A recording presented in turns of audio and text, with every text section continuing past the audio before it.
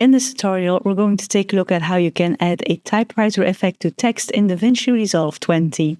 So in your project, go to Effects here on top, and then you either have this view or you can press this button here to change your view. But we're going to add a text plus to our timeline here by just dragging it on top. And then we can also make it larger by just extending the right side of it. And when you select the text plus and you go to the inspector window here on top or in the right, you can change your text. It however you want to change it for your project.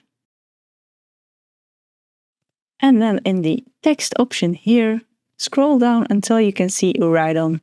And then in the beginning of your timeline or wherever you want to start your typewriter effect, drag this right button completely to the left and click here to make a keyframe, and then go forward in your project to where you want to start or end your typewriter effect, I must say, and then drag this button completely to the right.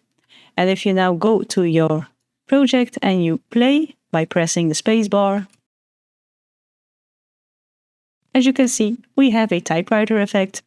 So add the text plus to your project and go to the inspector window, and then in title scroll down until you have the right on effect, and then using keyframes we can add this nice effect to our text.